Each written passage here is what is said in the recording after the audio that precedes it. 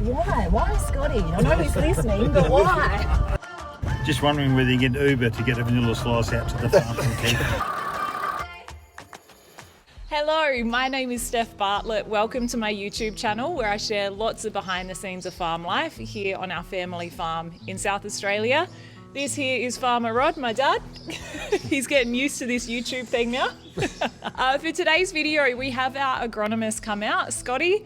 He does a run around. What crops do we look at? Lupins, beans, lucerne. Lupins, beans and lucerne. We'll have a chat about some of the other crops as well. And there's been a few questions like, do we have trouble with foxes when we're lambing? Do we have trouble with rabbits? Stuff like that. So I thought I might get you to answer them later on in the video. Yep, no worries. If that works? Yep. And what are we doing right now? There's poor old ute over there, that one just there, needs what's called a birthday. Oh, okay. What a birthday of the vehicle means that they go over it and get it going on it. Wish a birthday did the same for me, but anyway. Well, you got new hips, you're getting That's new right. shoulders. Yeah, well, true. Yes, we love this ute because it's a tipper ute. The tray tips up on it. It's a handy machine, isn't it? Oh, we use it all the time. It's great. Yep. Yeah, not ready to part with it just yet. No, I'd rather spend a bit of money and keep it going. Yeah. All right, so let's dive into today's YouTube video. Let's go. Open your eyes and look around. So many new things to be found. I know a place where Safe to say we have had no shortage of rain. Over the past 5 days, we've had a total of 37 millimetres and we are sitting at 244 millimetres for the year so far. Whilst it looks quite waterlogged down the laneways, it's good to see that out in the paddocks, it looks like the cropping paddocks have soaked up that water nicely. We don't have lakes of water, so let's hope it stays that way. Our agronomist timed it really well visiting the farm this week. It was a beautiful sunny morning before the rain came in. Actually looking like a nice morning. I have got 10 minutes to drink my coffee. This is a very good coffee this morning. Having a coffee machine has been a game changer. Do drink more coffee, but saving on petrol and kilometres on the car and time. So much time I save not driving into town for coffee. It's good. I just saw that our agronomist, Scott, he's down at the sheds. I haven't given him the heads up we're filming today, so hopefully he's cool with that. We'll find out.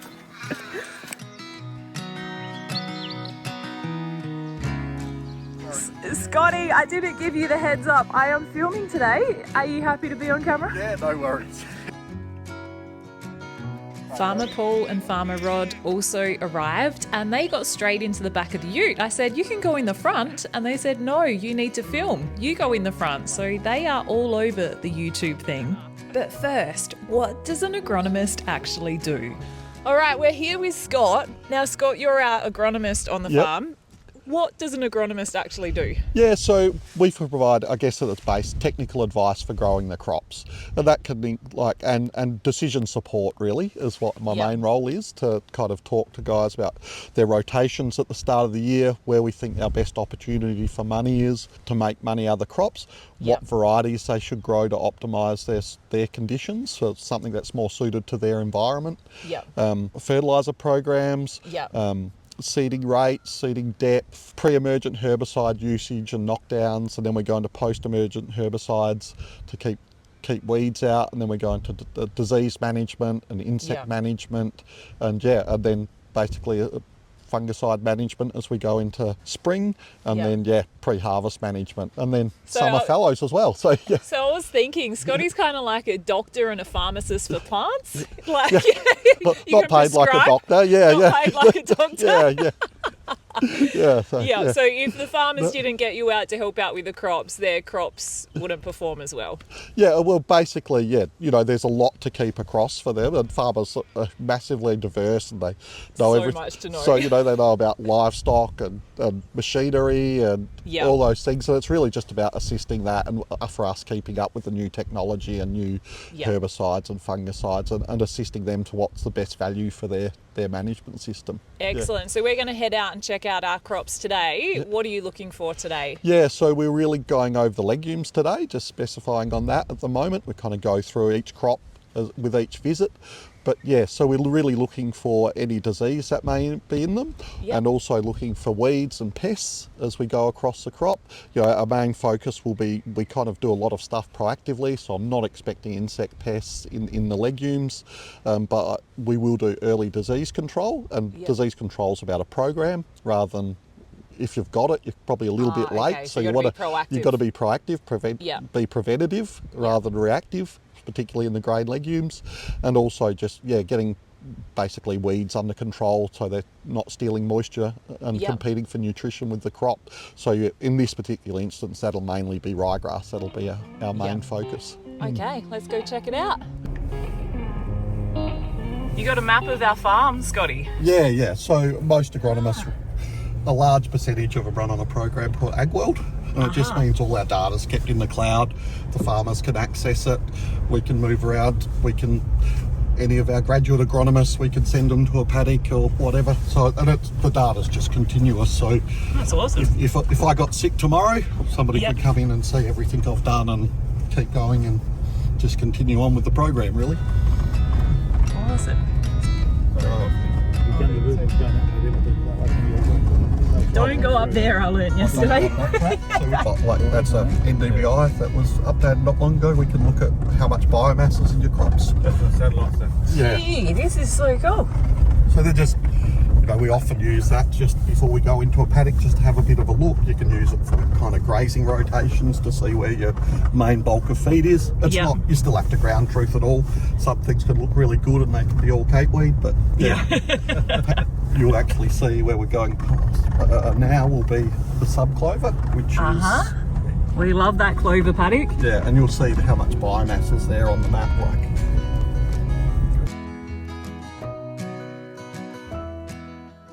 Good on short on feed, Scott. But yeah, it's struggling. It's fantastic this year, isn't it? Like the contrast to last year is just amazing. Farmer Rod and Farmer Paul, we've been using Scotty for a while as our agronomist. Been a good few years. Many years we have. Yeah. Why? Why Scotty? I know he's listening, but why? That's what we keep asking ourselves. He's very professional. He's got great knowledge. Yep. He's very good. One of the best economists in South Australia, in my opinion. Yep. So very happy with him. Just as I said, his knowledge is second to none, in my opinion. Sometimes I try and argue with him, but I give up because he knows more than me. So. And if you ask I do my homework, spend 3 hours getting a really good question to him, he's always got really good evidence. He's got the answers. Yeah. Yep. Okay.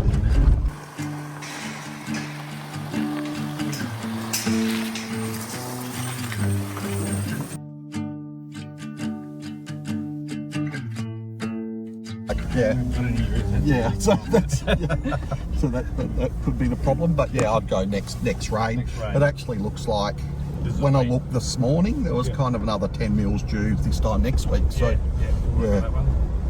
I just did the old trick of trying to keep the price down, so I didn't order it in July, get a lot cheaper.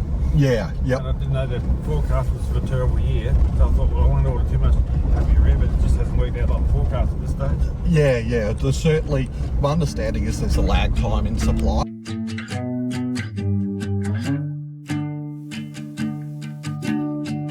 Any barley on barley, is it?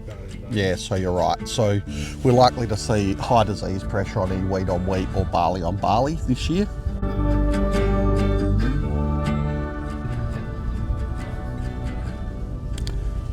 Yeah, no, they look fine. Yeah, they just got that little bit of scorching from the haircut, but yeah. Yeah, a technique we use with the beans is a post-sowing pre-emergent, basically haircut knockdown. So essentially we sow the beans at moderate depth, and basically the ryegrass emerges before the beans emerge. So just before the beans break the surface, we do another knockdown. So we're not reliant on selective chemistry to take the pressure off. Yep. And you could see the beans were like moderately clean. And then when we get onto the lupins, where we can't use that technique because they're surface germinators and can't be planted deep, you can see how much more ryegrass is through the lupins. Right. Yeah. So how do you manage the ryegrass through the lupins? Yeah, so we rely on our pre-emergent chemistry, and now it's up. We rely on post-emergent chemistry. Okay. Yeah. Yep. And It just means we can offset resistance or are less reliant on Group A chemistry, so which is products like clethodim. We've got widespread resistance. It has been the benchmark for ryegrass control in legumes and canola, but we have now got widespread resistance. So we're kind of looking for alternative management strategies where we're less reliant on clethodim. Yep. Yeah. In our case, we didn't quite get there in time, so the beans are up when we sprayed them, but that didn't really do a lot of damage. So it looks a lot of visual damage when you first do it, but Yep. they actually recover quite well, but it's not something that You'd encourage.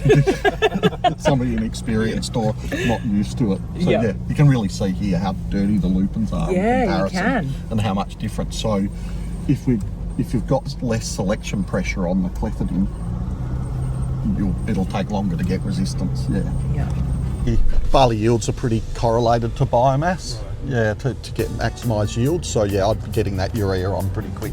Once it's Yeah. on there, it stays there, not as though it's not going to go anywhere. So Yeah. the earlier you get it on, unless you get a really heavy rain, it'll stay there, won't it? Yeah, that's right. Unless we get really heavy leaching or really water. Did you win an award for the best No, bulb or no, something? we used to have, at work we used to have a stuff ups for, like Simo Like said, Simo. but for all our clients. But yeah, I think they've all got a bit shy on it because insurance companies are starting to ask questions.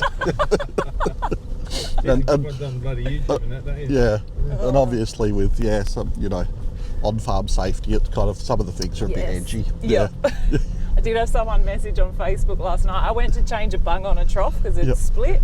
And then I realised the one I took out there was more broken than the one I went to change. Oh, and they're like, you need to have the Simo's F-ups on your farm. I was like, that's nothing compared to some of the stuff I've seen on his. Yeah, yeah. We have too, we don't tell you much. Yeah. Temperatures are quite warm in comparison to normal. We're finding there's been really good utilisation and we're not getting big leaching rains either. Like while we're getting might be 50 or 60 mils, it's over a full week rather than in one dump. Yeah, Like some people get. yeah. So what are we looking at the moment, Scotty? So yeah, this is another lupin paddock. So yeah, we basically, once again, we're looking at the, like probably broadleaf wise, it's very clean, but we're seeing a lot of ryegrass, which annual ryegrass is our biggest challenging weed. Yep. Number one, it has a huge capacity to compete with the crop, has a massive seed set, and it's also develops, because of the plant numbers, it develops resistance relatively quick to our chemistry. So it's starting to develop resistance to glyphosate and paraquat and a lot of post-emergent chemistries. Most pre-emergent chemistries it isn't resistant to, other than some of the older ones like trifluralin, but those chemistries aren't 100% control and rely on perfect conditions to get perfect control, which rarely happens. Yep. Yeah. One question I've got is fence line spraying, does that increase resistance by or not? Because that's what some people tell me. What do you mean increase Well, resistance? because there's no competition where your fence line and some ryegrass grows and seeds, and the one that grows and seeds is the one that's resistant to the chemical used to kill it, and then it slowly spreads into the paddock, possibly. Right. Oh, gotcha. Yeah. So, yeah, it's a good question. Basically, the majority of glyphosate resistance I have through my area that's tested and been positively identified has transitioned off the fence lines or off irrigation channels and banks. And it's largely because, we've been, the irrigation industry and cropping's been pretty solid for 40, 50 years, and particularly in irrigation, they've been spraying off those check banks and channels for 30 to 40 years with glyphosate, and they used to use atrazine and amitrole to do that, so there was very limited chemistries used for a long period. And but when it comes down to broadacre fence lines, one of the big issues is leaving it bare, because we have so much livestock in our systems through locally. We can get the livestock will walk along those fence lines and powder them up, but there is a lot of new products now available for fence lines that we can rotate our resistance groups out of now. There's number one Allium, Uragan, Terrain Flow, and we can now starting to mix things with glufosinate rather than use glyphosate or paraquat as the knockdown. But yeah, the original resistance a lot of it has come off fence line. People who have been particularly keen on controlling their fence lines but that is good. An effective way, if you need it, is you can cut hay around the fence lines if it starts blowing, if it starts transitioning into the paddock, and that can be, combined with chemical control, quite effective.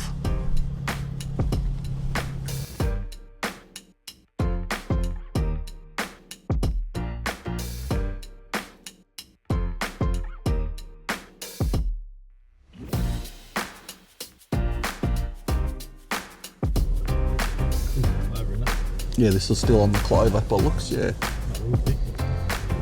It'll bulk up though. Oh, this is a sub-clover paddock I looked at yesterday. Look at that. Wow. Yeah, Oh, it's wow. fantastic. It really is a clover, isn't it? Yeah, it's good to see. All we're looking for, so this is lucerne and clover, so we're waiting for the lucerne to get 3 of these trifoliate leaves on it before we can spray it. So you Okay. can just see the third one forming there. So by the time this weather system passes, so this one's actually got 4 on it on the way, so the majority of the lucerne will be ready to spray by next week. And what are we spraying the lucerne for?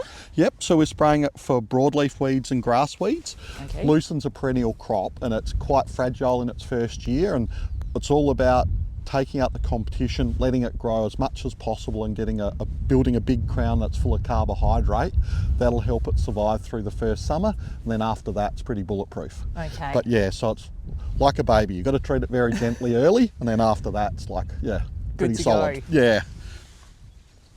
Yep. And so we're just taking out any weed that'll compete for moisture and nutrition Yep. at all. Yeah. So it doesn't look like a lot of weeds, but by spring it will be. Yeah. Yep, they'll get cranking. Yeah, so take them out when they're smaller and it's cheaper and easier. Yep.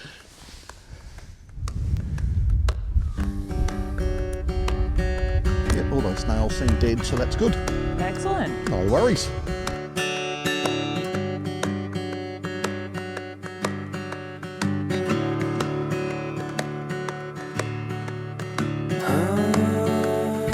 So I was just asking Farmer Rod and Farmer Paul, what question should I ask Scotty for the YouTube channel? And one guess what Farmer Paul's is.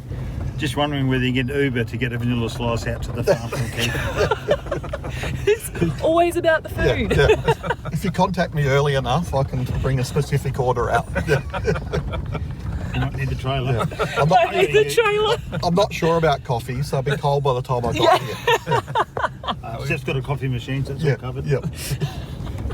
Scotty, as far as being an agronomist goes, is there a certain time of year that you're busiest, like now in spring, I'm guessing? Or? So yeah, certainly being on the broadacre side of it is basically as soon as it rains, we're super busy. It's daylight till dark and recommendations after dark and on weekends. Yeah. And yeah, because we're getting the crop in and it's a lot less structured, people are at different stages in their programs. Yeah. And then we move into post-emergence, it's a lot more structured. We just go from farm to farm and we might check all their canola and all their beans and then all their cereals Yeah. as we go around. So we're still busy, but it's more structured. And then we move into spring. So we're really quite busy from the first rain, which somewhere between mid-April to kind of the end of May usually, and then right through till probably a couple of weeks before harvest. So we'll do post-emergence now, we move into fungicides and plant growth regulators and trace elements coming into spring, and then we move into crop desiccation a few weeks before harvest. And there's various other pests that we might have to deal with, like barley grub and that sort of thing in between those times as well, that we're monitoring. In this particular area we're quite unique, and Lockie Eakes and myself and Liz and Jess probably and another number of other local agronomists, because we grow 90% of Australia's lucerne seed production in this area, our seasons cross over. So we get very busy in October when we've got dryland lucerne as a summer crop locked up, and then we're busy right through Christmas. And So when do you get a break? from about mid-March to mid-April, that's about it. Yeah. Lucky you. That's it. Yeah. So that's it. Yeah. I was going to say, what region do you look after? Like, obviously, we're at Sherwood, Keith area. How far do you travel? So I travel from Canalpin and I go out to Field and slightly northeast of Canalpin and down to, I've got a few clients who who have bought farms down near Padway. Yep. So yeah, between basically Canalton and Paddo, roughly within an hour radius of Keith. Yeah, and I imagine the soil must change a lot in those different the areas. southeast is extremely variable anyway. So I go from what's basically beach sand to delved ameliorated flats to black flats. I even go down to an odd farm down at Kingston occasionally because I grew up there, and it's keep it very interesting. variable. Well, I do like the diversity of my job. So when I first started, I was really I came at this when wool crashed, virtually crashed the year. I was wool classing, wool crashed, and I thought, I've got to get a real job. Yeah. There was something to put to pay my way and in life. And so I got into agronomy at that point. And because things were the southeast was wall-to-wall sheep, stacked 5 on top of each other, and then we had to grow every sort of diversified crop we could to make money. Because we weren't even cropping here right at the start, were we? So, So it was... While it was a very hard time to join because there wasn't a lot of money through the district, it was a very interesting time. I'd grow everything from Puxinella seed, Ceradella seed, lucerne seed, tall wheatgrass seed, balanza crops, arrowleaf crops. So there was money in small seed production, and that's why you know your stuff. You've got to get a bloody experience behind you. Yeah, it was a lucky time to actually get grounded, and it's such a diverse area. We grow so many different types of crops locally. Yeah. That's great. Whilst Scotty is out at the farm, he also answers any questions Farmer Rod and Farmer Paul have about the chemicals.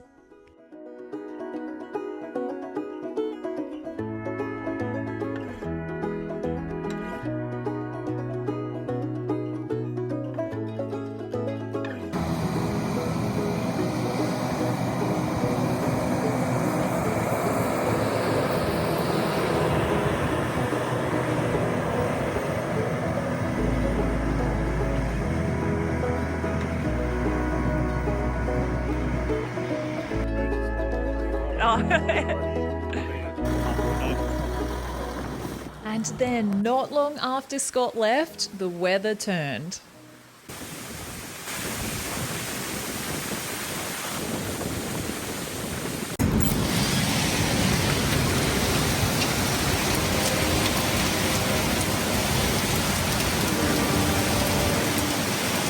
Coco had the right idea, sit right by the fire, and I thought, I'm gonna do that too.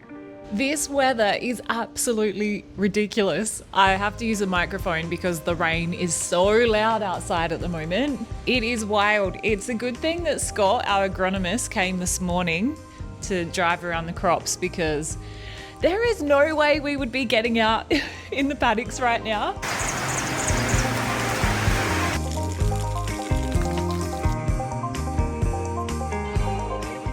In true Steph style, I am heading up to check the rain gauge, see how much rain we've had in that shower. That was some heavy rain. At least the wind has stopped now. I don't mind when it rains, I like the rain, but the wind, that's not very enjoyable. I just came to check the rain gauge and Farmer Rod said, do you want some biscuits? He's got the goods. Only way to keep me in the office. With food. With food. And he did just say, this is worse than Farmer Paul. That's right. Better not tell him or he'll be here too. Exactly. It's a bit deceiving. Not as much as I thought. What is it? 9? Yeah, 9 millimetres of rain. Guess now that the soil profile is quite wet the whole way through, the water isn't sinking into the ground like it did at the start when we hadn't had much rain. Hence, the puddles look so much bigger now.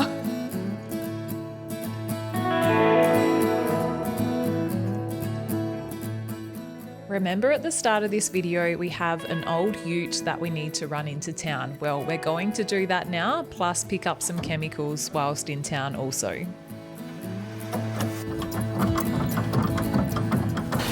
Said to Farmer Rod, I'll take the old tipper ute, I'll drive that into town to the mechanic and he can take the ute with the trailer. I want to get in the driver's side, would probably help, wouldn't it? It's got a bit of mud on it. Toilet paper. You just never know on the farm, got to be prepared. Farmer Rod's just waiting to make sure it starts. Oh no, that's a flat battery. Hey? Yeah, nah, she'd no go. Bugger. A door was left open last night, so that might be why we got a flat battery. He really needs a birthday. Nah, it's our fault that's got a flat battery, isn't it? Yep.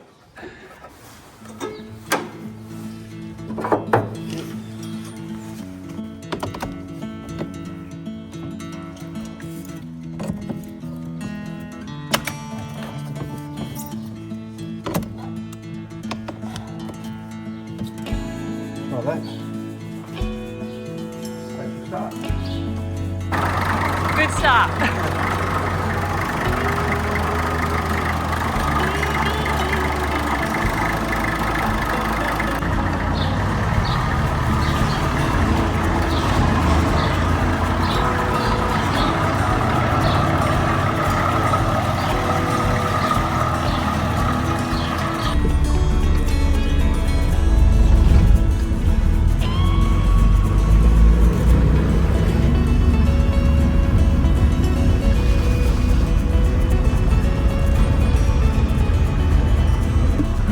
Out into town.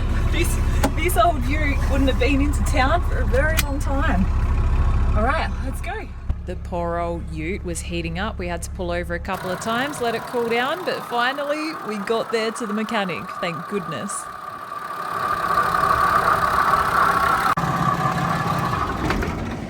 We give Farmer Paul shit about eating all the time. You got your little treat. Why is it smaller than this? So what are we up to now? Picking up some chemical. Oh, right. The recommendation from what Scott gave us. Okay. Probably should have cleaned the windscreen before I started filming out of it. Straight away.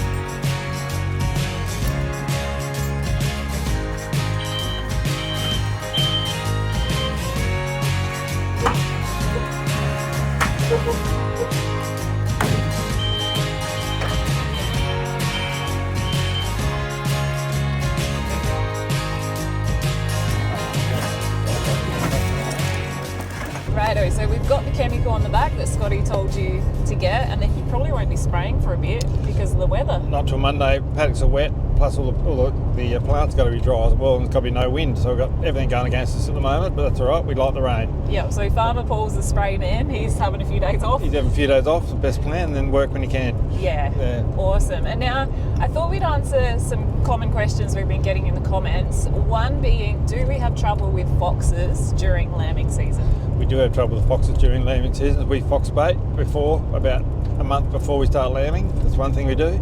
Yep. Another thing we do is try and control rabbits, because rabbits attract foxes. Oh, rabbits attract foxes. I didn't think of that. And also the other thing is the cleese virus and all the other, I don't know what they're all called, but they've been doing a good job. But just look, I've had a few people say we need a translator for Farmer Rod, so we're going to slow down. There is a few viruses being put out there that'll kill rabbits, and it's been controlling the rabbits, but they're starting to get used to it now, and a bit resistant. So I noticed now there's a lot of rabbits starting to build up.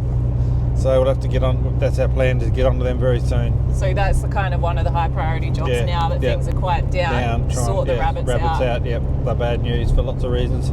Yeah, they eat your feed, they dig holes, and they attract foxes. And someone did ask how many lambs would we lose to foxes. I was like, I don't know if you can really calculate that, can you? No, some people. I mean, we have got our workman Charles. He has been out with the thermo guns, and that's pretty good. They're good. They get a lot of foxes, but some people go out and they'll get 20 foxes a night. So they come from a long way. They come from neighbours and everywhere else. So you just go do what you can do. I did see one on our neighbour's property running across the paddock the other day. They look bloody healthy too. Yeah, and the other thing is, of course, if you got the ewes healthy, well, that's got the best chance of them trying to attack the fox. Or the ewes are weak, well, you're in trouble. Yeah. Another question we've had, which I think is a pretty valid question, I'd be curious myself, is the fact that I've said a few times our farm used to be a lot bigger than it is now. How big was it when it... Nearly 18,000 acres. 18,000 acres, and now what is it? It's about 8,000, sorry, back to 8 now. Yes, and someone said, aren't you meant to get bigger with farms, not go downsize? What happened there? Well, first of all, two of the partners earlier wanted to sell, I Yeah. didn't, but that's all right. I thought, well, the best thing to do is just sell and then I'll go my own way. But we sold half, and then We still had still had the half current left. farm. And then they decided they wanted to keep going then, so we changed Yeah. our mind, kept going. So I'd say It's all good. short answer is at one stage a couple of partners Yeah, wanted out, so that's you right. started selling, you sold a couple of farms. That's right. The main block you still had, Yep. and then they had change of heart, I guess. Well, once we sold a couple of farms, all of a sudden you got money, you can do what you like, it changes Not everything. so stressful. Not so stressful, we haven't got the debt and everything, so I think it was good for me. I'm glad we did, it was good for me as well. Yeah. I was able to live a better life rather than working all the time, trying to buy more land and trying to pay for it. I was going to say, they worked bloody hard. Yeah, Yes. we had to when you kept buying, started with nothing, kept buying farms all the time. Yeah, Yeah. and I think that's the thing for people to remember is you didn't inherit a farm. You didn't No. start with a farm. No, started with nothing. No. Started leasing a farm, that's how we started. How many acres was that? We bought 200 acres. And then 200 acres? Yep, and then we leased 1,500 acres. And then we eventually bought that with a lot of struggle and a lot of hard work. Leased it for 4 years and we're lucky enough to Yeah. just get a bank loan to be able to do it. So we kept going from there. Yeah. So they were the main two questions we had, the fox one and the downsizing the farm. If you have any other questions, pop them in the comments. I always love reading them. And I reckon that's a wrap for today. It's Friday, you'll drop off the chemical. Yep. And that's a wrap for the week. You've done a bit of stock work this morning. Yeah, no, you're nearly finished. So I have an early day, I reckon. And I will be editing this video you're watching right now. So anyway, thank you so much for tuning in. And as always, be wildly you and live life your way. Gotcha. Open your eyes and look around. So many new things to